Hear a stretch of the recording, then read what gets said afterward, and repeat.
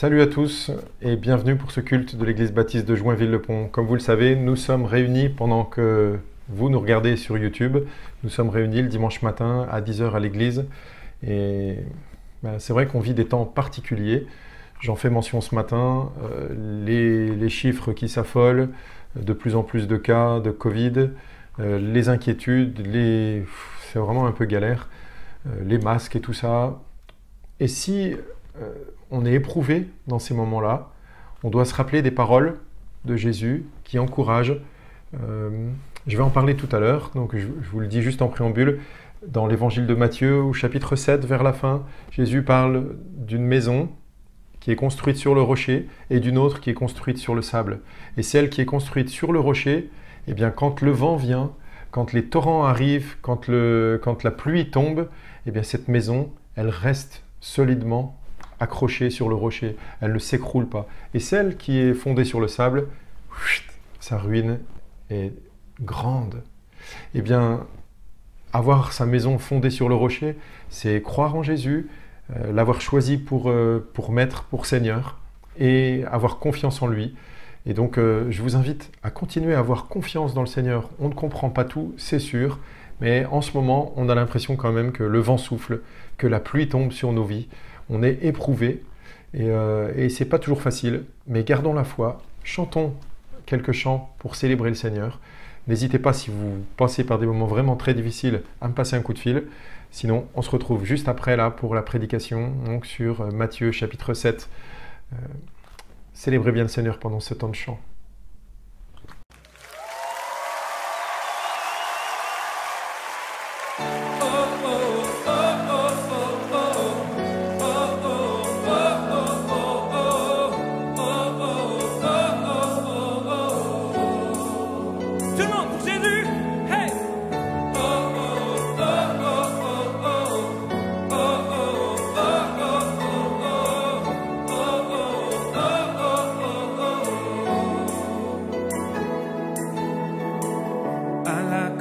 Tu as déclaré, tout est accompli, payant le prix de chaque vie.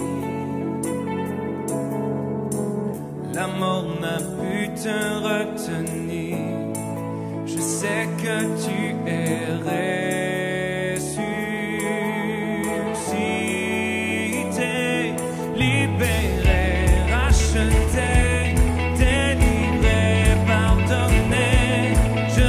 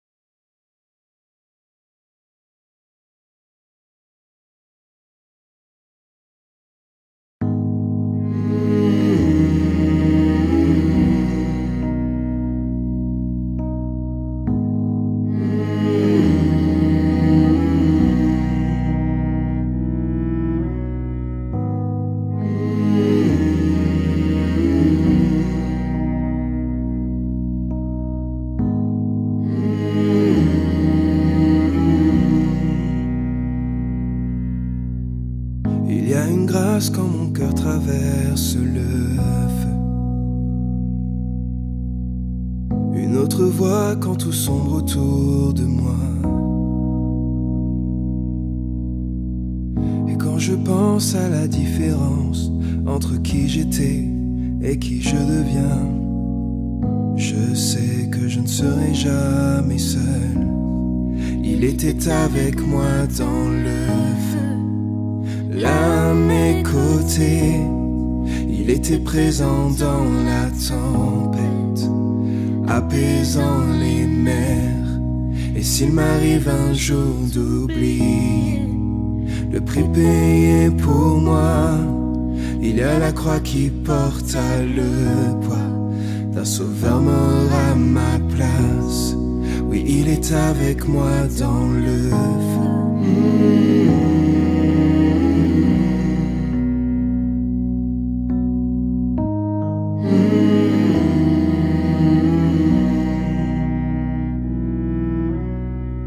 Toute ma tête a quitté, oui, à tout jamais. Le péché n'a plus aucun pouvoir sur ma vie. S'il m'arrivait de retomber entre qui j'étais et qui je deviens, quand bien même je ne céderai pas à ce monde, je sais que je ne serai jamais seule, car il est avec moi dans le feu, là à mes côtés. Oui, il est présent dans la tempête, apaisant les mers. Et s'il m'arrive un jour d'oublier la puissance de sa grâce, il y a un tombeau qui est bien vide, et cette puissance vit en moi, car il est avec moi dans le feu. Car il est avec moi dans le feu. Car il est avec moi dans le feu. Car il est avec moi dans le feu. Il est avec moi dans le feu. Et je vois la lumière dans les ténèbres, alors qu'elle fuit devant lui. Et j'entends dans les cieux un rugissement quand sa gloire nous envahit. Je sens la tête trembler là sous nos pieds, alors que les murs s'effondrent. Rien ne peut nous séparer, rien ne peut nous séparer.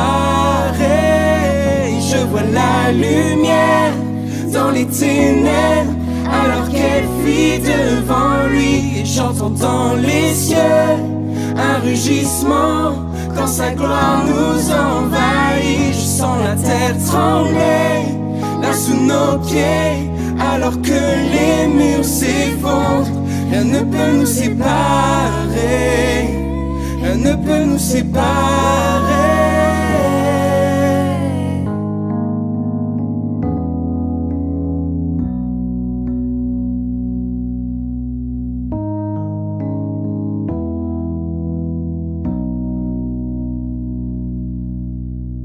il n'y a aucun autre nom comme le nom de Jésus. Qui était, qui est et sera à jamais. Donc peu importe ce qu'il adviendra entre qui je suis et qui je deviens, je sais que je ne serai jamais seule. Il sera avec moi dans le feu, là à mes côtés. Il sera présent dans la tempête, apaisant les mers. Et s'il m'arrive un jour d'oublier ta bonté envers moi, je me réjouirai même dans l'épreuve, car je sais que tu es là. Oui, je sais que tu es là.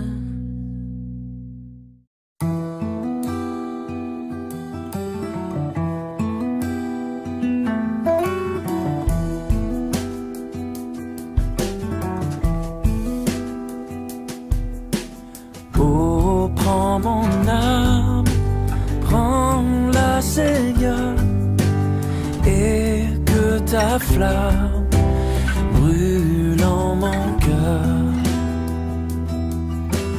Que tout mon être vibre pour toi, sois seul mon maître, ô divin roi.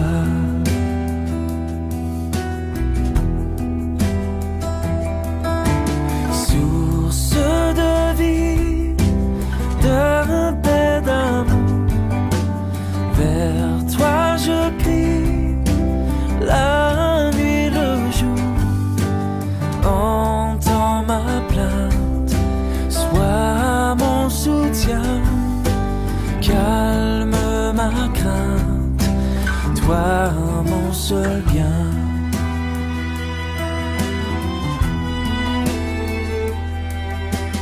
Du mal perfide, oh garde-moi, viens, sois mon guide, chef de ma foi. Quand la nuit voile tout à mes yeux, sois mon étoile, brille des cieux. Source de vie, de paix, d'amour, vers toi je crie, la nuit, le jour. Entends ma plainte, sois mon soutien, calme ma crainte, toi mon seul bien. Oh, oh, oh.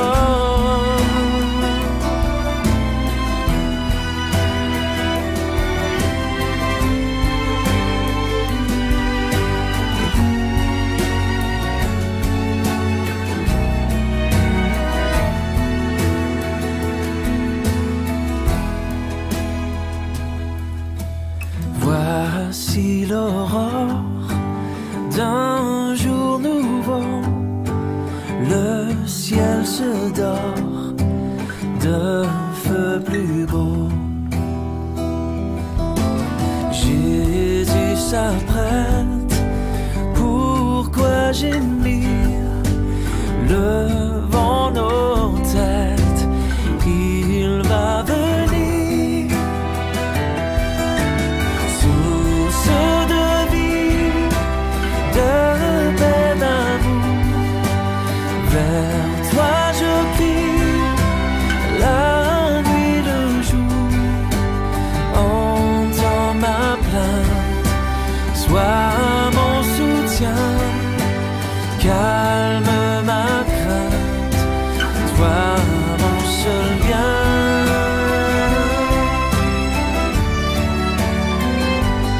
Oh, vers toi je crie, la nuit, le jour.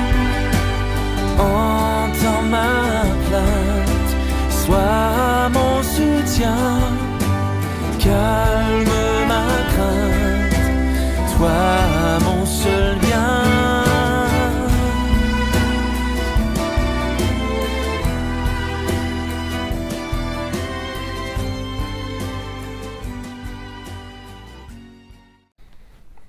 Faites très attention, c'est dangereux. Oh papa, tu nous l'as déjà dit 100 fois, c'est bon, il n'y a rien de dangereux. Si les enfants, je vous le dis, allez vous baigner dans la rivière, c'est dangereux. Il y a des animaux qu'on appelle des crocodiles, ils ont des grandes dents comme ça. Et quand les animaux s'approchent pour boire dans la rivière, ils en attrapent un et ils le dévorent tout cru.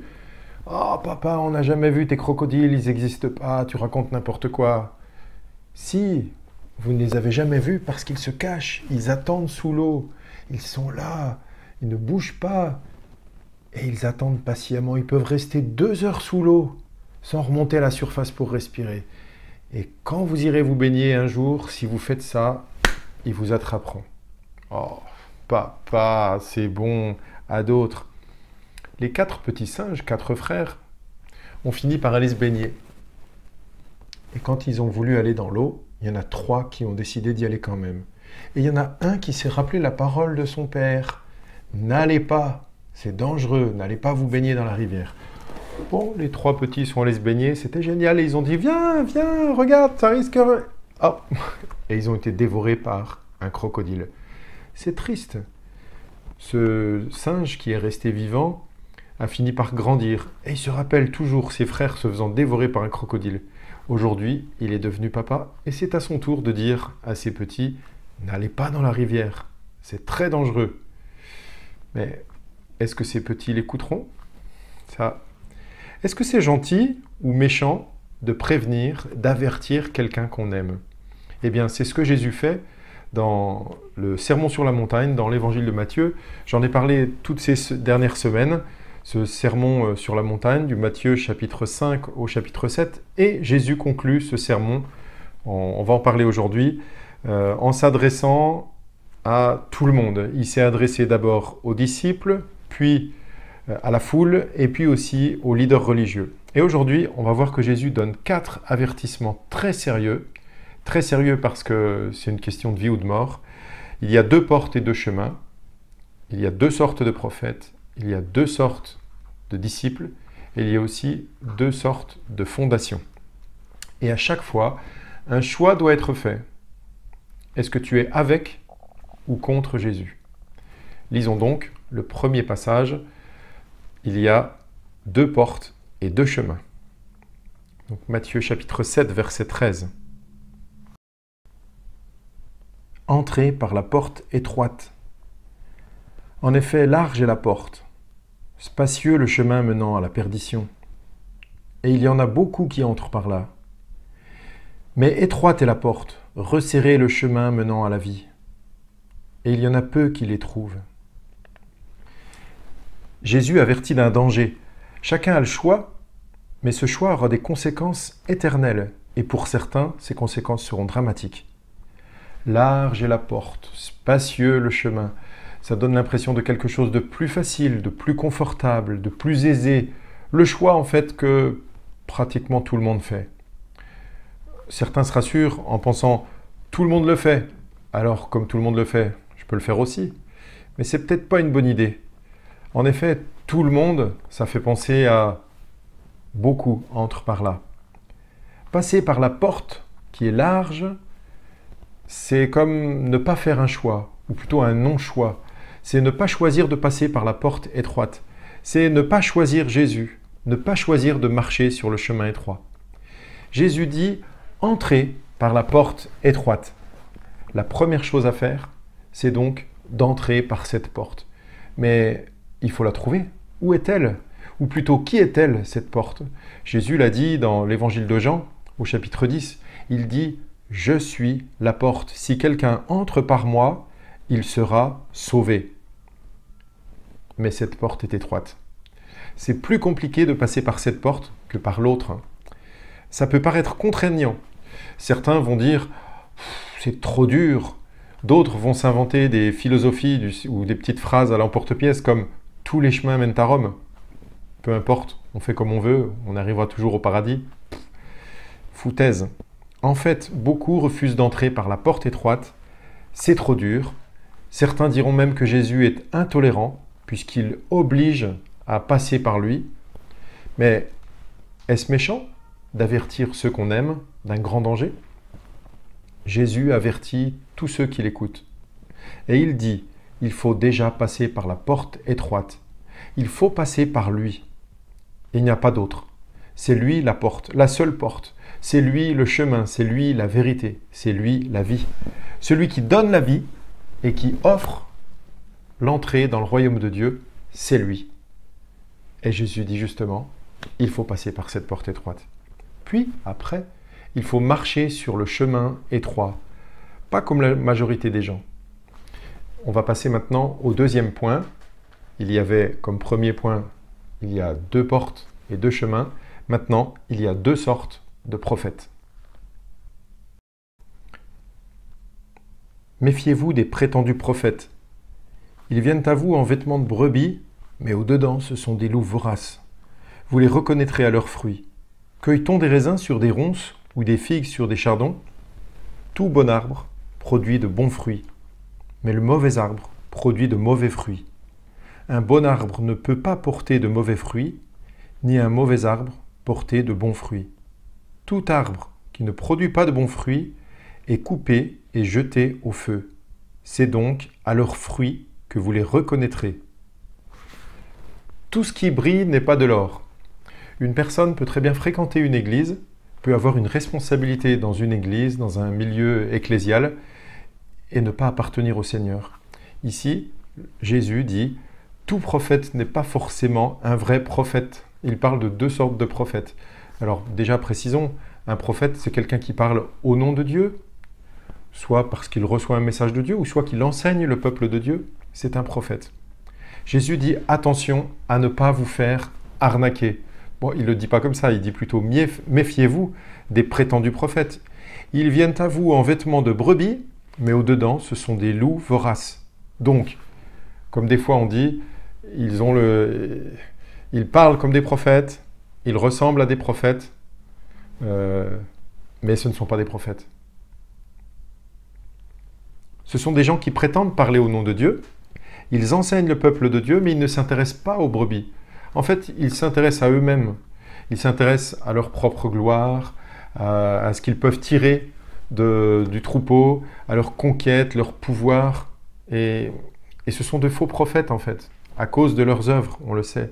Et Jésus dit, vous les reconnaîtrez à leurs fruits. Donc, ce n'est pas juste par les paroles qu'on va les reconnaître. Jésus, lui, ne juge pas les gens sur les paroles uniquement, mais sur les actes, sur les fruits que ces personnes portent. On peut avoir de belles paroles, mais ne pas appartenir au Seigneur. Ne pas avoir eu un cœur repentant, ne pas obéir au Seigneur, se détourner de lui. L'apôtre Paul nous parle des fruits dans l'Épître aux Galates. Et voyez ce qu'il dit. Les œuvres de la nature humaine sont évidentes. Ce sont l'adultère, l'immoralité sexuelle, l'impureté, la débauche, l'idolâtrie, la magie, les haines, les querelles, les jalousies, les colères, les rivalités, les divisions, les sectes, l'envie, les meurtres, l'ivrognerie, les excès de table et les choses semblables. Je vous préviens, comme je l'ai déjà fait, ceux qui ont un tel comportement n'hériteront pas du royaume de Dieu.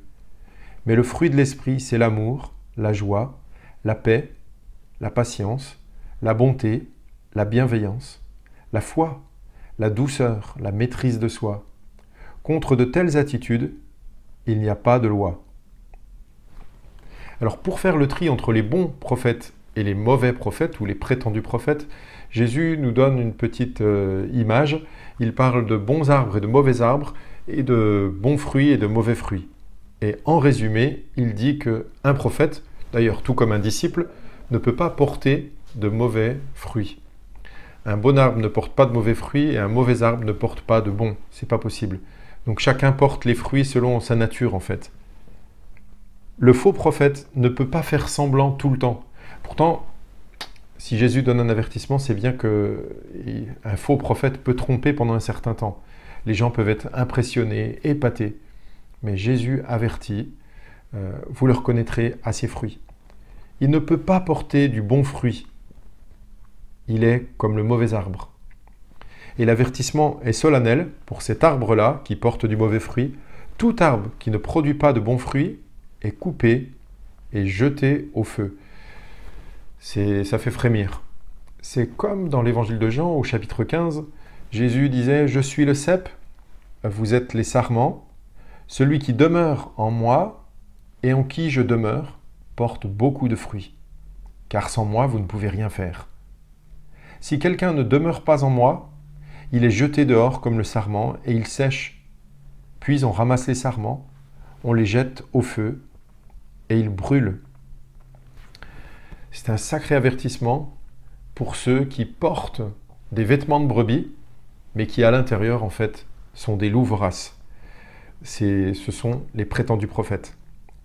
Ils enseignent les brebis du Seigneur, ils leur donnent des conseils, ils leur donnent des avertissements, voire même ils commandent, ils ordonnent, ils prétendent parler au nom de Dieu, mais ils portent de mauvais fruits parce qu'ils sont en fait des loups voraces. Et Jésus les avertit. Est-ce méchant d'avertir ceux qu'on aime? Nous passons maintenant au troisième point. Il y a aussi deux sortes de disciples. Ceux qui me disent « Seigneur, Seigneur » n'entreront pas tous dans le royaume des cieux, mais seulement celui qui fait la volonté de mon Père céleste. Beaucoup me diront en ce jour-là « Seigneur, Seigneur, n'avons-nous pas prophétisé en ton nom? N'avons-nous pas chassé des démons en ton nom? N'avons-nous pas fait beaucoup de miracles en ton nom? » Alors je leur dirai ouvertement « Je ne vous ai jamais connu. Éloignez-vous de moi, vous qui commettez le mal. » Jésus a averti les foules. Tout à l'heure, il y a deux portes et deux chemins. Il a aussi averti les disciples par rapport aux prétendus prophètes. Il y a deux sortes de prophètes. Maintenant, Jésus s'intéresse aux disciples, ou plutôt à ceux qui sont dans le groupe des disciples, qui font comme s'ils étaient des disciples, mais en fait qui ne sont pas des disciples. Ils accomplissent même de belles choses, des miracles, ils chassent les démons, mais ce ne sont pas vraiment des disciples. En parlant de ce groupe de personnes, Jésus ne dit pas « démasquez-les, attention, faites attention, reconnaissez à leurs fruits ». Non, il ne dit pas tout cela. En fait, Jésus s'adresse directement à ses disciples. Il leur donne un avertissement. Tous ceux qui écoutent Jésus, en fait, entendent cet avertissement. Chacun devra sonder son cœur, se regarder à l'intérieur et voir s'il est concerné ou pas. Jésus oppose donc deux catégories de personnes, deux catégories de disciples. Ceux qui disent et ceux qui font. On peut supposer que ceux qui font disent aussi, mais il y en a qui font que dire et il y en a qui disent et qui font. Alors qui disent quoi? Seigneur, Seigneur. Eh bien Jésus dit il y en a beaucoup. D'autres traductions diraient peut-être plusieurs. En tout cas, il y a un certain nombre. Et ce n'est pas un tout petit nombre. C'est un certain nombre, en tout cas, de personnes qui diront Seigneur, Seigneur, et qui seront vraiment déçus de la réponse du Seigneur. Ceux qui ne font pas la volonté de Dieu, Jésus dit « Mon Père Céleste », seront déçus. Et il y a aussi ceux qui font la volonté de Dieu qui, eux, seront récompensés. Alors tous disent « Seigneur, Seigneur », c'est un peu, c'est un résumé un peu, c'est un peu comme une image. Jésus dit finalement c'est ceux qui l'appellent Seigneur, Seigneur. Qui appelle Jésus Seigneur, Seigneur? Si ce n'est ceux qui sont dans le groupe des disciples, ceux qui fréquentent les églises, les groupes chrétiens, croyants, ceux qui croient en Jésus en tout cas. Ceux qui le louent, ceux qui le chantent, ceux qui l'adorent. Et la conclusion pour ceux qui ne font pas la volonté de Dieu, Jésus dit de mon Père Céleste, eh bien c'est « Je ne vous ai jamais connu, éloignez-vous de moi, vous qui commettez le mal ». Pour rendre son discours vraiment convaincant, Jésus pousse ses auditeurs à se projeter à un jour futur, le jour du jugement. Et vous remarquez, il dit « ce jour-là ». En ce jour-là, voilà comment ça se passera. Eh bien, déjà dans l'Ancien Testament, il y avait souvent cette idée d'un jour. Les croyants l'attendaient, un jour. On nous parle d'un jour, on nous parle de ce jour-là, on nous parle aussi du jour du Seigneur. Très souvent dans l'Ancien Testament, et ça continue encore dans le Nouveau Testament. C'était l'attente du jour où Dieu récompenserait les justes, ceux qui ont marché avec Dieu. Et régulièrement, les prophètes avertissaient tous leurs auditeurs en disant « Vous attendez le jour du jugement, enfin le jour du Seigneur, et vous pensez que ça sera un jour de fête, mais en fait, ça sera un jour de jugement, justement, pour beaucoup d'entre vous. » Et Jésus fait comme les prophètes de l'Ancien Testament. Il leur dit que ce jour-là, il y aura des surprises, et certains seront vraiment déçus. Il leur dit « Ben voilà, ceux qui diront « Seigneur, Seigneur, n'avons-nous pas prophétisé en ton nom? N'avons-nous pas chassé des démons en ton nom? N'avons-nous pas fait beaucoup de miracles en ton nom ?» En fait, ils ont marché avec Jésus, ils ont même fait des choses incroyables. Et Dieu a fait grâce puisqu'ils ont fait tout ça. Et ça peut paraître impressionnant. Eh bien, Jésus dit que ce jour-là, le jour du jugement, qui décidera s'ils entrent dans le royaume de Dieu? Comment la décision sera prise? Pas parce qu'ils auront fait ces choses miraculeuses. Ce ne sera pas ces choses qui impressionnent, qui feront que quelqu'un rentre ou pas dans le royaume de Dieu. Qui sera le juge de tous ces gens-là? Eh bien, c'est Jésus. C'est lui-même, vous remarquez, qui dira « Je ne vous ai jamais connu, éloignez-vous de moi, vous qui commettez le mal ». Jésus, en fait, est en train d'affirmer son autorité divine. Il est Dieu et c'est lui qui jugera dans les derniers temps et qui dira « Écartez-vous de moi, je ne vous connais pas ». Dans ce passage, Jésus donne donc un sérieux avertissement. En fait, c'est possible de tromper tout le monde, de tromper nos frères et sœurs dans la foi.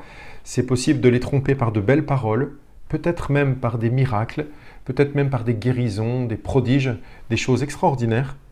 Mais personne ne pourra tromper Jésus en ce jour-là, le jour du jugement. Qui entrera dans le royaume des cieux? Jésus donne la réponse ici. Seulement celui qui fait la volonté de mon Père céleste. Et celui qui ne fait pas la volonté de Dieu sera rejeté. On entend parfois « Oh, chacun fait ce qu'il veut, vous savez, ce qui compte, chacun croit comme il veut, ce qui compte c'est la sincérité. Du moment qu'on est sincère, alors Dieu... Oui, mais ce n'est pas du tout l'enseignement de Jésus en fait. Jésus ne dit pas cela. Lui, il dit « C'est celui qui fait la volonté de mon Père céleste qui entrera dans le royaume des cieux. » Est-ce méchant d'avertir ceux qu'on aime d'un grand danger? On passe au dernier point. Maintenant, il y a 2 fondations. C'est pourquoi toute personne qui entend ces paroles que je dis et les met en pratique, je la comparerai à un homme prudent qui a construit sa maison sur le rocher. La pluie est tombée, les torrents sont venus, les vents ont soufflé et se sont déchaînés contre cette maison. Et elle ne s'est pas écroulée, parce qu'elle était fondée sur le rocher. Mais toute personne qui entend ces paroles que je dis et ne les met pas en pratique ressemblera à un fou qui a construit sa maison sur le sable. La pluie est tombée, les torrents sont venus, les vents ont soufflé et se sont abattus sur cette maison. Elle s'est écroulée et sa ruine a été grande. Si on n'avait jamais vu une maison emportée par le vent, la pluie, les torrents de boue, on pourrait presque croire que Jésus exagère dans cette image qu'il donne d'une maison emportée par la pluie, par le torrent et par le vent. Mais en fait, on l'a vu. Vous vous rappelez, il y a quelques jours, dans le sud-est de la France, nous avons peut-être tous vu ces images à la télé, des maisons qui sont normalement pas dans la rivière, qui se trouvaient en plein milieu de la rivière, le torrent qui passait, puis d'un seul coup, la maison qui s'écroule, et elle est emportée par le torrent de boue et d'eau, et en fait, il n'y a plus rien du tout. Cette maison, je ne critique pas la construction là-bas, je ne fais pas de politique ici, mais juste pour dire, cette maison, elle était là, et elle était emportée par le vent, par la tempête, par le torrent. Donc c'est bien possible. Jésus parle justement de cette maison qui s'est écroulée, et malheureusement, c'est ce qui arrivera pour certains. Parce que Jésus donne cette comparaison, il utilise cette image choc pour montrer ce qui se passera au jour du jugement pour ceux qui n'ont pas construit leur maison sur le roc, sur le rocher. Et il précise que c'est lui le rocher. Ils ont choisi la rapidité, la facilité, et ils paieront le prix fort, une grande ruine. Dans l'image, c'est bien ça, facilité, rapidité. Eh bien, dans la vie avec Jésus, c'est un peu la même chose aussi. C'est ceux qui ne mettront pas en pratique les paroles de Jésus. Ils ont choisi d'accepter ce qui était facile pour eux, mais de rejeter ce qui était difficile. Encore une fois, comme dans les autres passages un peu avant, dans les 3 autres points, encore une fois, ici, Jésus place tous ses auditeurs devant un choix. Construire sur le rocher, c'est écouter les paroles de Jésus et les mettre en pratique. Construire sur le sable, ce qui est de la folie, c'est écouter les paroles de Jésus mais ne pas les mettre en pratique. C'est avoir l'apparence de la piété, comme dit l'apôtre Paul, mais en renier ce qui en fait la force. C'est être hypocrite. Conclusion de tout ce passage. Jésus conclut ce sermon, donc sur la montagne, chapitre 5 à 7 de l'évangile de Matthieu. Il le conclut en étant très clair. Seuls ceux qui le choisissent entreront dans le royaume de Dieu. Pas d'autre possibilité de salut. Ce sont ceux qui passent par la porte étroite, puis par le chemin étroit, qui trouvent Jésus. Et Jésus précise même, il y en a peu qui les trouvent. Méfiez-vous des faux prophètes. Un arbre qui produit de mauvais fruits est un mauvais arbre, et il sera jeté au feu. Seuls ceux qui font la volonté de Dieu le Père entreront dans le royaume des cieux. Ce qu'on fait pour Dieu ne peut masquer notre désobéissance. On peut faire des miracles, guérir des gens ou faire des choses extraordinaires pour Dieu, donner notre vie pour Dieu. Si on est désobéissant, on n'écoute pas les paroles de Dieu, alors ça ne compte pas. Écouter les paroles de Jésus même ne suffit pas, il faut les mettre en pratique. Pensez à cette maison qui s'écroule et dont Jésus parle en disant qu'elle a une grande ruine, une ruine soudaine. Ça vous fait quoi d'entendre toutes ces paroles? Moi, je dois dire que, waouh, ça saisit quand même. Hein. Eh bien, les gens qui ont entendu ces paroles de Jésus ont été vraiment impressionnés. Et d'ailleurs, écoutez la fin de ce chapitre 7. Quand Jésus eut fini de prononcer ces paroles, les foules restèrent frappées par son enseignement, car il enseignait avec autorité et non comme leur spécialiste de la loi. Peut-être ça vous fait un peu le même effet, frappé par l'enseignement de Jésus, comme un état de « waouh ». Mais être frappé par l'enseignement de Jésus, c'est bien. Être étonné, apprécier son enseignement, trouver qu'il enseigne avec autorité, c'est bien, mais c'est insuffisant. Jésus veut plus. Il veut tout de notre part. Il exige bien plus de notre part. Ce qu'il veut, c'est un engagement à le suivre. Un engagement à le suivre qui se concrétise par le fait de passer par la porte étroite et ensuite de marcher sur le chemin étroit. C'est écouter ces paroles, finalement, et les mettre en pratique. À tous ceux qui sont déjà passés par la porte étroite et qui sont en train de marcher sur le chemin étroit, eh bien, Jésus demande de continuer à vivre sur ce chemin étroit et à ne pas s'en détourner. Mais dans ce passage, Jésus cherche aussi à atteindre ceux qui ne sont pas encore passés par la porte étroite et à les avertir sérieusement. C'est une question de vie ou de mort. Cet appel de Jésus est aussi vibrant qu'urgent. Il cherche à ce que tout le monde écoute sa parole et la mette en pratique. C'est une question de vie ou de mort. Je sais que tout le monde n'est pas sensible à ce message, le message de Jésus. Il y en a qui repoussent, qui ne veulent pas l'entendre, mais qu'importe. Vous pouvez partager, si vous le voulez, à vos amis, vos connaissances, le lien vers ce culte YouTube ou sur les réseaux sociaux. Ça permettra à d'autres d'entendre ce message et de passer par la porte étroite, de passer par le chemin étroit et d'y rester. Voilà, ce culte est maintenant terminé. Je vous encourage à passer du temps avec Dieu, du temps à lire sa parole. Je vous rappelle qu'il y a des petites vidéos sur comment grandir spirituellement sur ma page, sur ma chaîne YouTube. Je vous souhaite une bonne semaine. Bye bye et à bientôt. Merci pour ce que vous... Enfin, merci quoi, voilà. Bye bye.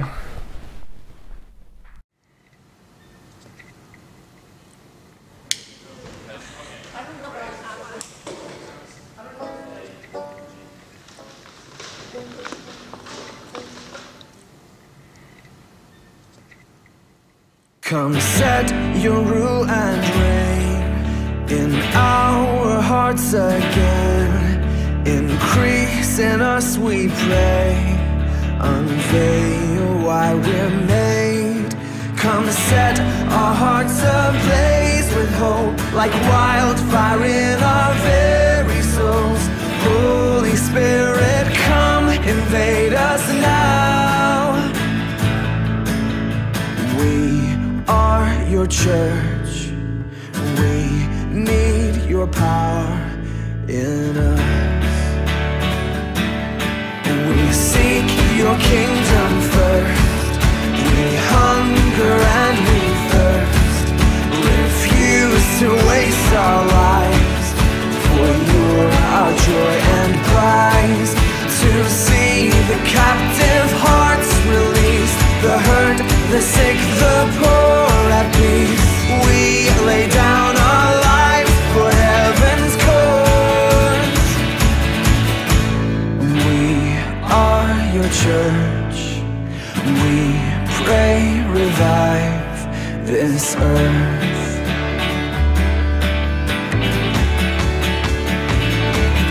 Build your kingdom here. Let the darkness fear.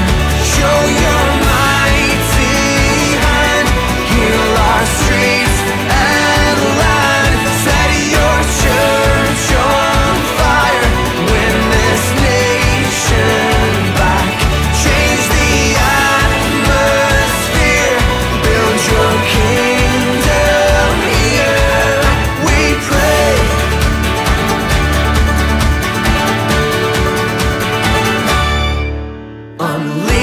your kingdom's power, reaching the near and far. No force of hell can stop your beauty changing hearts. You made us for much more than this. Awake the kingdom seed in us, fill us with the strength and love of Christ. We are your church, we are the home on earth. Build your kingdom here, let the darkness fear. Show your mighty hand, heal our streets and land. Set your church on fire, win this nation back. Change the atmosphere, build your kingdom here, we pray.